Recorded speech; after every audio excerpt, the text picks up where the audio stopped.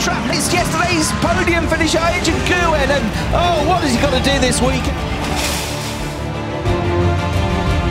Between Marvin Dienst and Sheldon van der Linde, and Lauren Heinrich was very unlucky. Allgemein am Start ist einfach das Crash-Risiko extrem hoch. Von dem her gab es dann eine Massenkarambolage, wo ich unglücklich mit rein verwickelt wurde, unschuldig, wie viele andere auch. War sehr, sehr enttäuscht.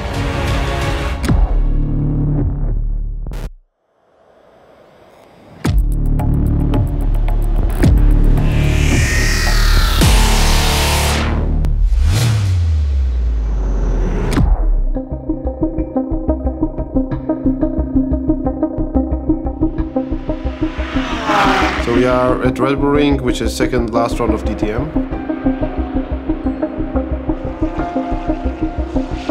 So that means also this is our second last chance to get a podium for this season.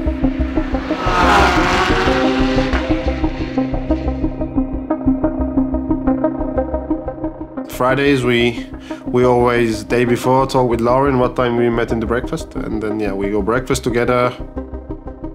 Probably also we see the team. They left a little bit earlier than us. We always use one car together. It depends on the weekend. Some weekends Lauren driving, some weekends I myself driving. Then yeah, together we go to track. And yeah, when we're on the track, we spend time with the team, with the mechanics, wishing them good morning, and then small talk about what's going on that day. Pitstop Practice machen wir eigentlich jeden Morgen, soweit es geht halt, ist immer fester eigentlich Bestandteil. Machen wir morgen 1, 2, 3 Pitstops, um wach zu werden, um den Körper eigentlich in Schwung zu bringen und die Routine halt in den Kopf zu bekommen, für die Jungs halt, genau. Ja, dann machen wir so 3, 4 Durchläufe, das ist eigentlich nur, um den Kopf halt dahin zu bekommen, wo er sein soll, um ready zu sein für die Trainings.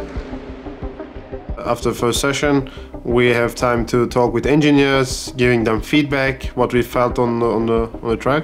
Also, engineers can look our data and onboards, so we can match all together all the informations we have. But we have really short time until free practice too, and then we started to make changes on the car for our FP2 to make it better, for drivable for us.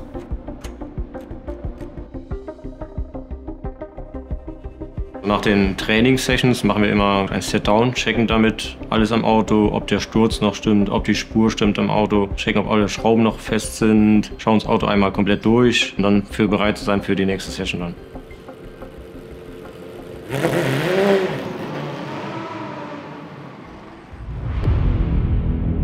Ja, jetzt geht es in die finale Phase der Saison und da ist auch wieder klar, das, was man in den ersten 6 Rennen gelernt hat, umzusetzen und die nächsten 2 Rennen richtig vorzubereiten, dass wir dort nochmal alles in die Waagschale werfen, für nochmal richtig nach vorne zu fahren.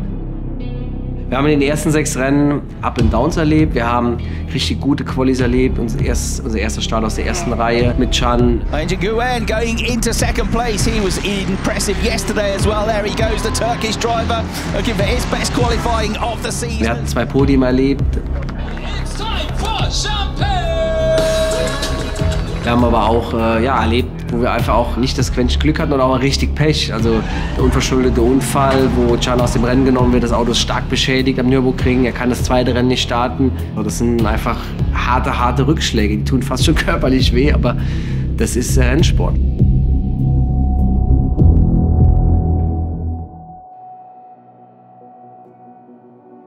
Im ersten Quali am Samstag war dann auch Regen, aber die Frage war, wie viel, und es war dann auch irgendwo fast schon klar, dass die Strecke dann abtrocknen würde während dem Quali 1. Welcome to Spielberg, this wonderful circuit, the Red Bull Ring with its undulations and its beautiful backdrop for the penultimate weekend of DTM 2023. Cars straight out of the garage. This is a very different kind of qualifying session. We're not going to see a quiet track for the first 15 minutes. Ja, ich wusste natürlich, dass vor allem bei Abdrucken der Rennstrecke das alles auf die letzte Runde dann ankommt und das wahrscheinlich die schnellste Zeit sein wird.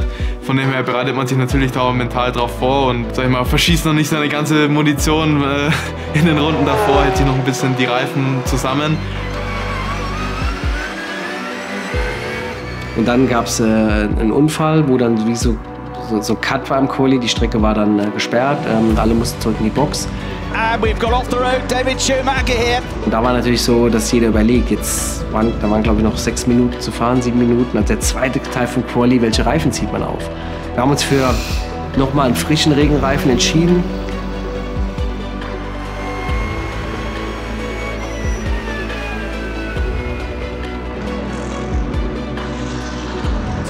Heinrich has set the absolute best middle sector, and he will virtually be the last one across the line. Lauren Heinrich 9th at the moment. Will he get up the order? Maro Engel goes 5th. He goes on to pole position. Lauren Heinrich gets pole. Wow. 65 thousandths of a second, timed to perfection. Insgesamt wusste ich, dass die Runde gut war, und als ich dann über den Funk erfahren habe, dass es die Pole Position ist, war ich natürlich aus dem Häuschen. Das war für mich ganz emotional und es war auch sehr, sehr schön zu sehen, dass sich die Arbeit ausgezahlt hat, und vor allem auch für meinen Ingenieur Erik hat es mich besonders gefreut, weil er an dem Tag auch Geburtstag hatte.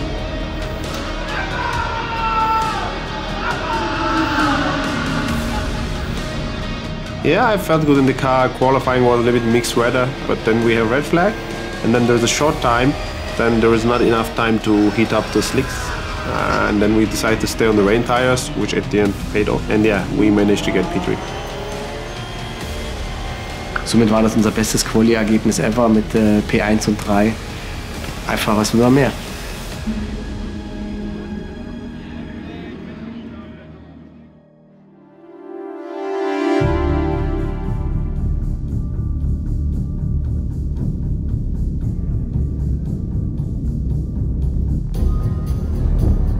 Also klar, wenn man das erste Mal auf der Pole Position steht in der DTM, ist man natürlich ein kleines bisschen aufgeregt, aber ich habe das eher in Freude ummünzen können. War sehr motiviert, weil ich wusste, dass ich schnell war, und die Bedingungen waren wieder 50-50. Ich glaube, da hätte man die Münze werfen können, ob es dann am Ende nass wird oder trocken. Es war natürlich den ganzen Tag schon bewölkt, aber dann plötzlich auf der Runde ins Grid hat schon angefangen zu tröpfeln, wurde dann immer mehr. Das heißt, wir mussten uns in letzter Sekunde noch auf die Regenreifen umentscheiden. You can't plan in racing so much, but we talked a little bit with Lauren, and my goal was clear to gain P2. So I will not try to attack Lauren, it's more that I try to attack P2 guy.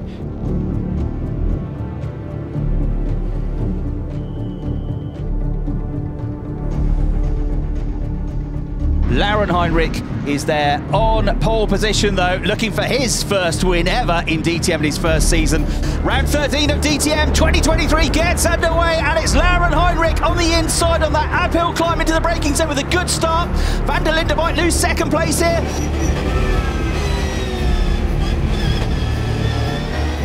In the uphill to turn 3, I think if it's someone else, maybe I try to go for 3 wide there, but I decided to stay behind Lauren. Thomas Preining is in the mix as well. Maro Engel just behind him. All 5 of them head up the hill into turn 3 on the brakes for the first time. Lauren Heinrich's got the inside line.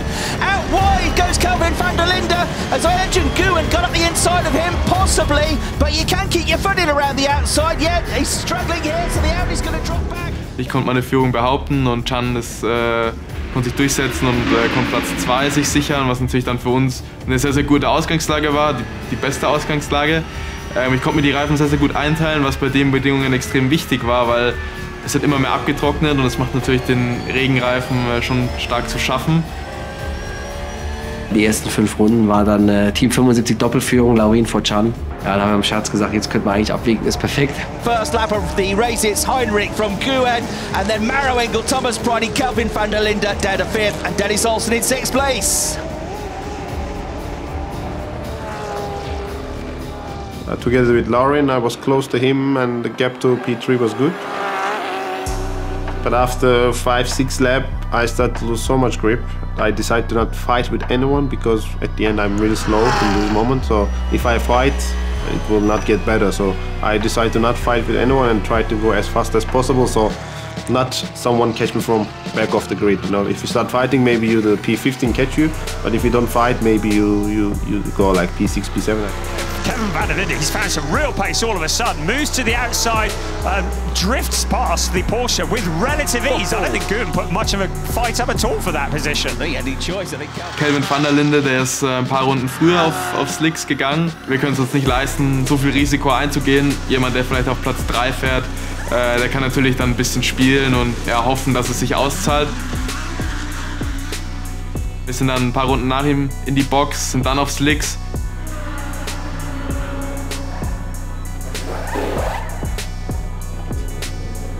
Bin dann zwar vorne auf 1 wieder aus der Box rausgekommen, allerdings ist er schon gekommen mit warmen Reifen und da kämpft er dann einfach mit stumpfen Waffen. Lauren Heinrich is side by side with Maro Engel, about to come into the first turn here. Kelvin van der Linde is the best of the pit stoppers, and then Lauren Heinrich thuds the inside curve. Engel, I think, is going to get around the outside of him. Yeah, at the end, you know, I finished P11, still some good points, but yeah, after starting P3, for sure goal was podium.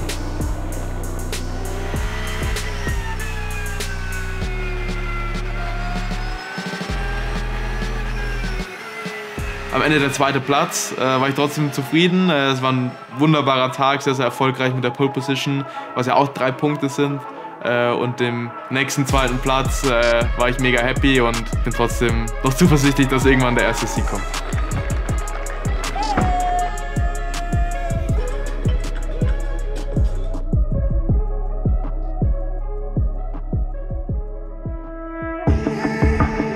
Once again, we are here in the commentary box overlooking the start-finish line here at this wonderful 4.3 kilometre long circuit, the Red Bull Ring. Here we're, as I say, in the Styrian Mountains, close to the village of Spielberg. Yeah, Sunday is a new day, so it's always new chance in DTM every day. It was dry Sunday, and in dry we were not sure where we are.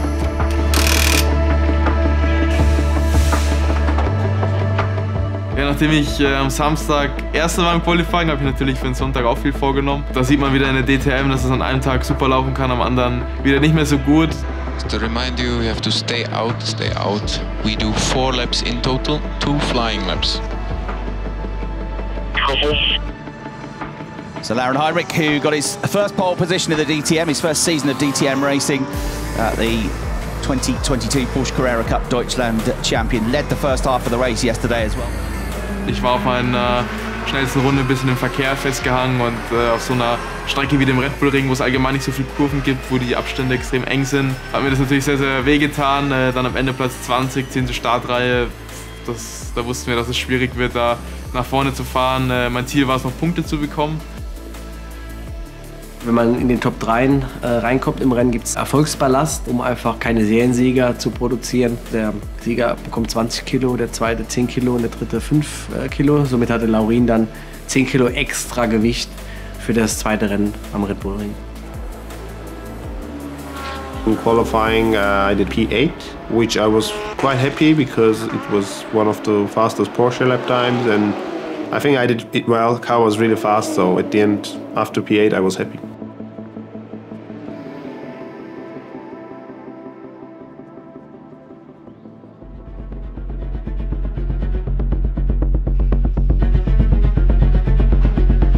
We know in the start of the race it's not going to be easy because of the, BMWs are really strong in this track. But starting P8, we were in the middle of good drivers.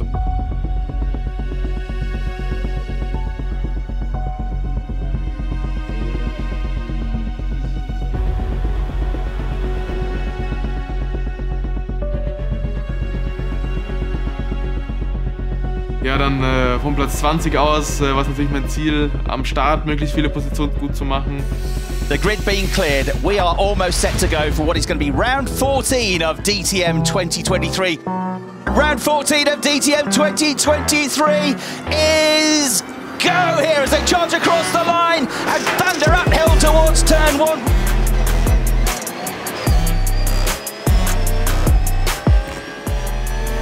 Andrew Guen's made a good start in 6th place as he charges through as well. Pushing for P5, Lamborghini in front of us. We were quicker than him, but we could not overtake, so we were waiting for pit stop to get him.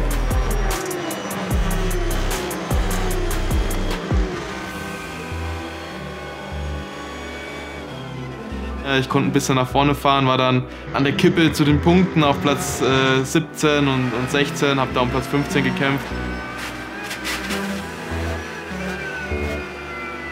Flashing the headlights there, trying to find a way past Patrick Niederhauser.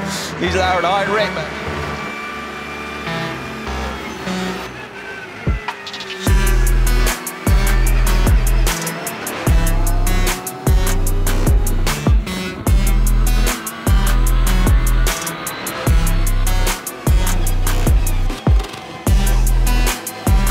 Yeah, but in the pit stop, car behind us make a better job, and he jumped both of us, and we go back to P7.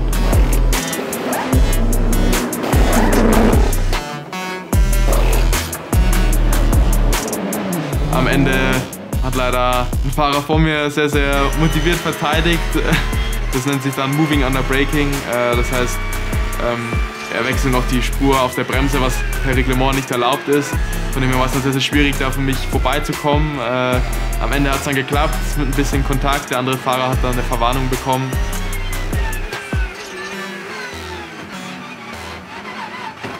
War natürlich nicht so ein schönes Ende zu eigentlich so einem guten Wochenende, aber dennoch haben die positiven Erlebnisse überwiegt vom Samstag. Es war auf jeden Fall für mich trotzdem ein super Wochenende. I'm overly happy for Red Bull Ring because generally we were always strong in qualifying, in the races. So I think overall performance was strong. We showed a great show. And yeah, for Hockenheim we have final chance. It's the last chance of the year. Still, I want to win a race this year, if not another podium. But still, in Hockenheim, I know Porsche is a strong car in Hockenheim, and with the team during the season we improve a lot. So I think also we are in a better position as a team.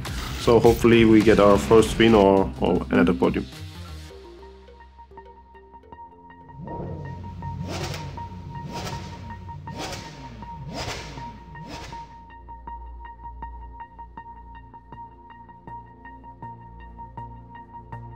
So we are at Hockenheim for the last race of DTM 2023. The season was going really fast. I don't feel that it's already end.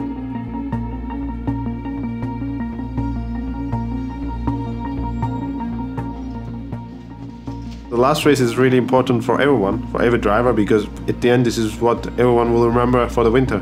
So I think every driver wants to show what they can do, and I'm in the same boat. So yeah, fingers crossed, we will push, and yeah, hopefully we get the win we were hoping for. Aber wir sind dann wieder an den Ort des Geschehens vom letzten Jahr zurückgekehrt, an der Hockenheimring, wo wir den schweren Unfall mit Thomas hatten. On the brakes on the way to turn 8, he goes through the huge jump behind.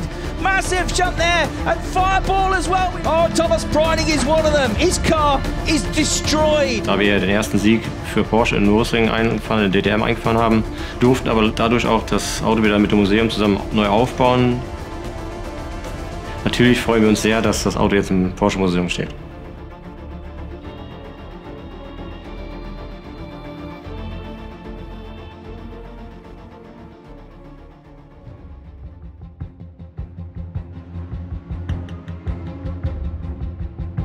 Ja, der Hockenheimring ist eigentlich eine sehr, sehr ausgeglichene Strecke. Man hat so ziemlich alles dabei.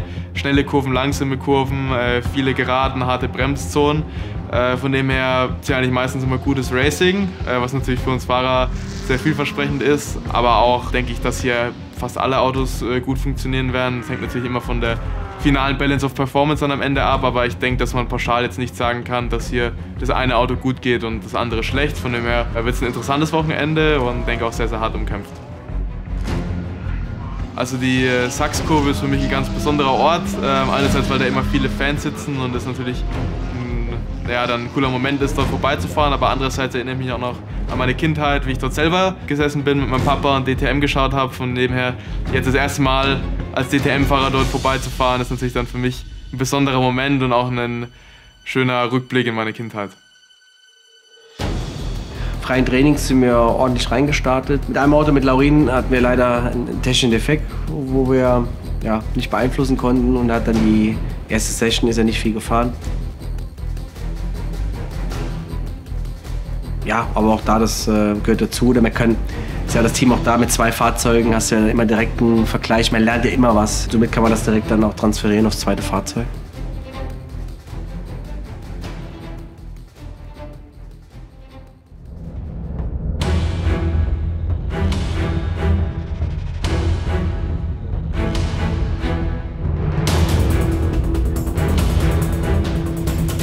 Welcome to the Hockenheim Ring as we get set for the first of 2 qualifying sessions, 2 huge qualifying sessions in this championship deciding weekend. Thomas Preining arrives here as the points leader. Ja, Quali 1 war aber eine sehr hohe Pace von der Competition. Alles in allem haben wir es nicht perfekt umgesetzt, haben die Runde nicht perfekt getroffen, waren dann 11 und 15. Ja, aber ein bisschen schade, weil bei den Trainingssitzungen waren wir deutlich weiter vorne. Chris Hartley and Brian Oliver up here in the commentary box at a beautiful sunny Hockenheim. It's 17 degrees, it's sunny. There are some clouds in the sky, but they're all white and fluffy. We're set for a dry race, the penultimate round, round 15 of DTM 2023. And with 3 drivers that can still win the championship. Thomas Preining looking to become the first ever Austrian, Mirko Bortolotti looking to become only the 3rd Italian to win the championship and the first since 1993.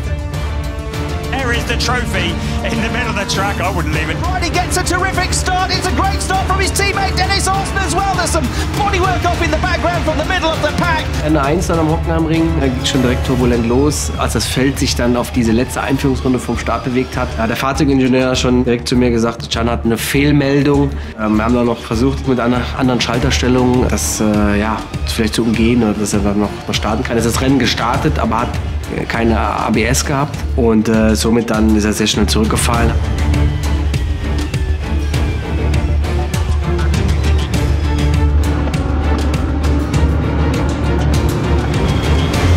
Wir haben das Auto nach einer Runde dann reingeholt.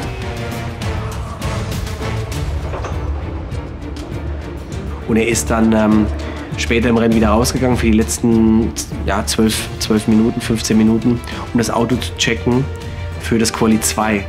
Um die Balance zu checken, wie das Auto im Rennen ist, aber auch um zu gucken, ist der Fehler wirklich weg, wie fühlt es sich an. Und das Auto lief wieder perfekt, also er war auch sehr zufrieden mit der Balance, aber leider halt haben wir mehr als die erste Hälfte des Rennens verpasst. Somit war es ein reiner Test, ein reiner Shakedown kann man sagen, für die Vorbereitung für Quali 2.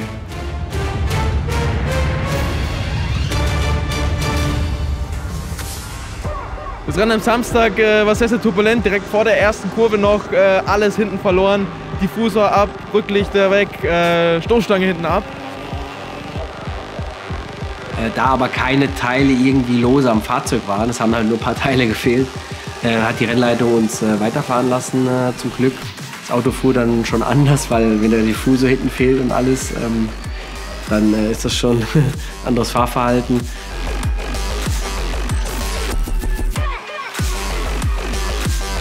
Habe mich dann trotzdem irgendwie noch durchs Ziel retten können, auf Platz 10, Top 10. War trotzdem ein mega Rennen, noch das Beste aus der Startposition gemacht.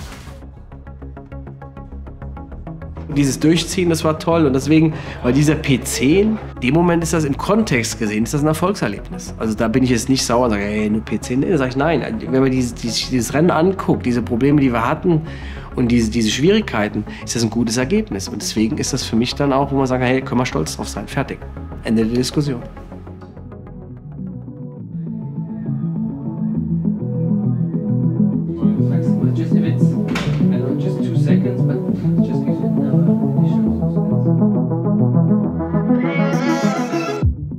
Ja, finales Quali in der DTM-Saison. Da geht man noch mit vollem Full Power rein. Ja, Laurin hat eine gute Runde gefahren, wirklich gut. War mit P5 voll bei der Musik, zweitbester Porsche. Das war sehr ordentlich.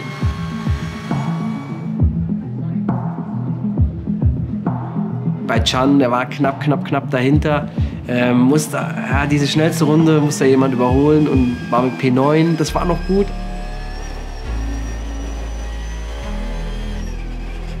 Aber wenn man dann sieht, es wäre zweite Reihe zumindest, vielleicht erste, aber egal. Für mich war wichtig, diese Performance war da. Beide Fahrer waren mit dem Fahrzeug zufrieden, mit unserer Gesamtarbeit des Teams einfach nochmal fürs letzte Rennen alles zu mobilisieren. Und das hat man gesehen. Also wir waren da sehr gut unterwegs und P5 und P9 im letzten Quali, da können wir schon erhobenen Hauptes da ins zweite Rennen reingehen.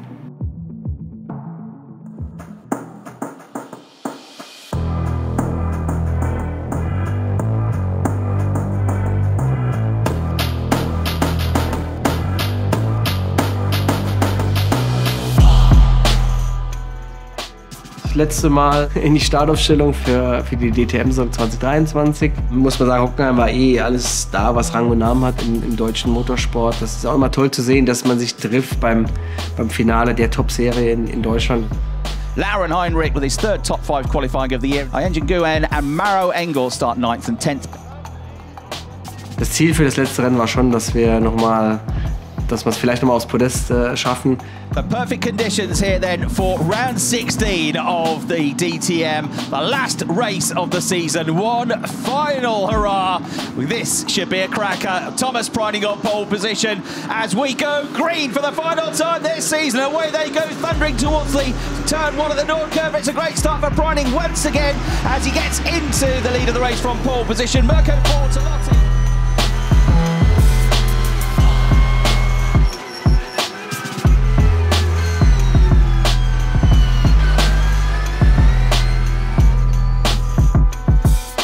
Ging bei Laurin klasse los, direkt eine Position verbessert, war lange Vierter, war vom drittplatzierten BMW sogar ein bisschen aufgehalten. Und da war die Frage, wie holen wir ihn rein? Das Team, das in der Nachbarbox von uns war, die waren weiter hinten, aber sind dann halt, als Laurin schon in der Boxengasse drin war, sind die erst rausgegangen und haben ihre Reifen hingelegt. Und somit musste er um dieses benachbarte Team rumfahren, um unsere Box sauber einzuparken. Und diese Parkposition, die ist elementar auch für den Boxenstopp. Wenn das Auto gerade steht, der Fahrer das perfekt timet, dann haben einfach die Boxencrew einfach einen viel einfachen Job. Mit Can, der war das ganze Rennen über in Fights zwischen Platz 7 und 12, kann man sagen, hat sich dann letztendlich auf P11 eingependelt. Man hat ein paar Berührungen gehabt, dadurch war die Balance gerade zum Ende des Rennens nicht mehr ideal, sagt er. Yeah, that was a great comparison of speeds as they accelerated out. And you could see that Ayenjan Nguyen just had the legs. They were running side by side out of the hairpin, and Nguyen pushing him across onto the grass. Aber es haben auch einige Flicks gefehlt, ansonsten waren beide Fahrer mit den Fahrzeugen wirklich happy. Ja, das letzte Rennen der Saison 2023 war, denke ich, ein typisches DTM-Rennen. Es ging drunter und drüber. Viel Action. Von Platz 5 aus habe ich hart gekämpft, zeitweise ums Podium, am Ende 6. Platz nach harten Kämpfen. Hat extrem viel Spaß gemacht und ich denke, es war ein würdiger Saisonabschluss. Yeah, it was a good race. I have a lot of fight. Yeah, but at the end today, I don't have the speed to keep up. Score some points, so it's not the best way to finish the season, but it's also good. Yeah, the season was quite great. We have some good moments, we have some bad moments, but also it's part of the DTM, also the racing. So yeah, I really enjoy and learn a lot this season. So hopefully next year I can become a better version.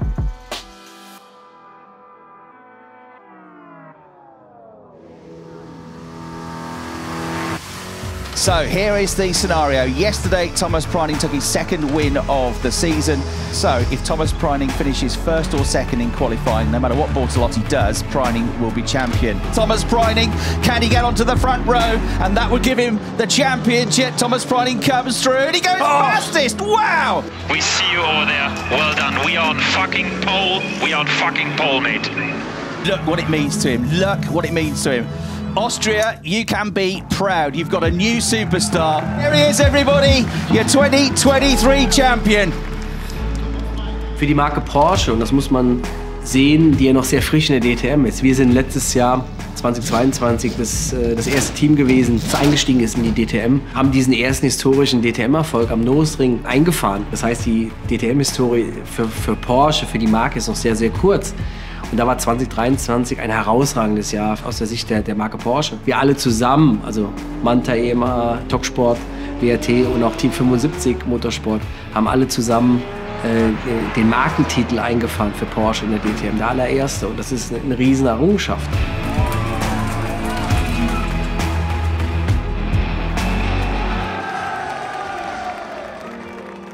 Ja, DTM-Saison 2023 ist vorbei. Großer Dank gilt einfach unseren Partnern. Viele, die uns schon jahrzehntelang unterstützen. Da kann ich die Küste als allererstes nennen, also die Familie Schuler. Dank auch an das Ford Center Mannheim, an Malix, die die Möglichkeit uns gegeben haben, einen Blick hinter die Kulissen der DTM zu geben. Und ich glaube, man merkt das auch an der Rückmeldung, dass die Fans einfach mehr davon wollen. Die wollen sehen, wie läuft sowas ab. Man sieht ja oft nur diese 1 Stunde Rennzeit mit 10 Minuten Vorberichterstattung. Aber was gehört dazu? Diese Vorbereitung, Teamdynamik, wenn es mal nicht läuft, wenn es läuft, wie läuft sowas ab? Da sind ja so viele Emotionen drin, die jeder Einzelne hier mit reinbringt und reinwirft, dass das einfach danach so ein funktionierendes Gebilde gibt. Deswegen, ja, auch Dank einfach, dass wir die Chance hatten, einen Einblick zu gewähren, zu schauen, wer sind die Menschen dahinter und wie läuft sowas ab. Und zu guter Letzt haben wir für uns ja schon entschieden, dass wir nach 2 Jahren auch schweren Herzens aus der DTM aussteigen werden als Team 75 Motorsport. Für mich als Teambesitzer und auch als Teamchef ist es wichtig, auch die Weichen zu stellen für die Zukunft des Teams. Und aktuell, wo jetzt schon die Saisonvorbereitung für 2024 starten würde, bin ich nicht in dieser Position, wo ich sagen kann, guten Gewissens, ich kann jetzt überall dieses Commitment geben. Das hat budgetäre Gründe hauptsächlich. Zum einen, zum anderen aber auch, dass ich ja schon seit einigen Jahren schon 2 Jobs habe. Mein Hauptjob aber als Porsche Markenbotschafter noch viel mehr Umfänge beinhaltet und das für mich eigentlich ziemlich am Limit war, beide Sachen perfekt zu bedienen. Deswegen für mich ist in allererster Linie wichtig, das Team so auszurichten, dass Team 75 ja, weiter in die Zukunft geht und wir haben auch eine Verantwortung gegenüber den Menschen, die für uns arbeiten. Deswegen war es kein einfacher Schritt, aber manchmal muss man auch diese harten Entscheidungen treffen. Wir werden aber die DTM weiter beobachten und der Plan ist schon da, dass wir wieder zurückkommen und dann in einer besseren Position als jetzt.